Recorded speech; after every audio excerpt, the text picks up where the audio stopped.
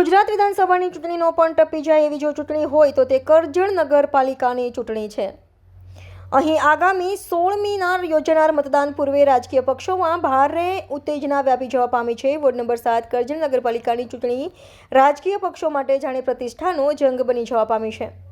આજરોજ આપ પાર્ટીના ધારાસભ્ય ચૈતર વસાવા સમર્થકો સાથે વોર્ડ નંબર 7માં ઉતરી આવ્યા હતા। અહીં ભાજપાના સતીશ પટેલની ધમકીભર્યા સૂરોને લલકારી જો કોઈ મતદારો સામે કાર્યવાહી કરવાની ધમકી આપે છે તો અમે રાષ્ટ્રીય ધોરીમાર્ગને ટોલ ટેક્સ સામે ઊભા રહી બંધ કરવા દેવાની આક્રમક બની પ્રચાર કર્યો હતો। આ પ્રસંગે જેના કારણે વોર્ડ નંબર 7ની ચૂંટણી પ્રતિષ્ઠાના જંગ સમાન પુરવાર થઈ છે એવા મોહમ્મદ સિંધીએ આક્રમક મૂડમાં જણાવ્યું હતું કે મતદારોએ સવારથી જ મત આપવા લાઇનમાં જોડાઈને રાત્રે 12 વાગે તો પણ મત આપ્યા વગર જવાનું નથી અને ધમકી આપનારને તેનો જવાબ આપી દેવા અપીલ કરી હતી।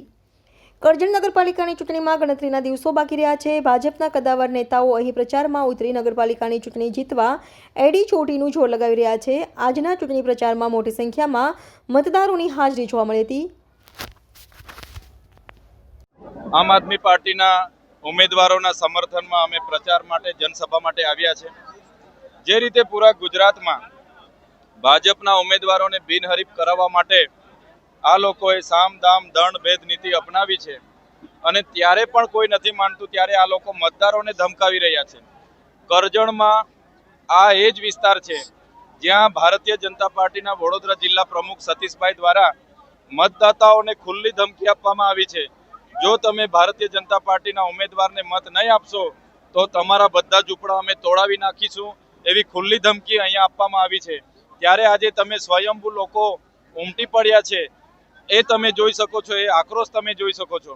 અમે આપણા માધ્યમથી ભારતીય જનતા પાર્ટીના જિલ્લા પ્રમુખ અને એમના નેતાઓને કહેવા માંગીએ છીએ આ લોકોના ઝૂંપડાઓ માટે જો તમે તોડવાની વાત કરતા હોય તો અમે આ ચૂંટણીમાં એનો જવાબ આપવા માટે મતદાતાઓ તૈયાર છે। સાથે સાથે ઈંટનો જવાબ પથ્થરથી આવનારા દિવસોમાં અમારે આપવાનો થશે તે પણ અમે આપીશું। આજે અમે કરજણની જનતા સાથે છે। કરજણની જનતાને પણ અમે વિશ્વાસ આપીએ છીએ જો આ લોકો ખોટી રીતે તમારા ઝૂંપડા તોડવાની વાત કરશે તે દિવસે અહીંનો નેશનલ હાઈવે કરજણ ટોલ નાકા પર પણ બંધ થઈ જશે। અમે આ લોકોને પરિવાર માનીએ છીએ, અમારા ઉમેદવારો આ લોકોને પરિવાર માને છે। એટલા માટે મતથી બોખલાયેલા ભાજપના લોકો આવી ખુલ્લી ધમકીઓ આપે છે પણ એવી ધમકીઓથી આ જનતા અને અમારા ઉમેદવારો ડરવાના નથી। એનો જવાબ ઈંટનો જવાબ અમે પથ્થરથી આપવાનું થશે તો પણ અમે આપીશું।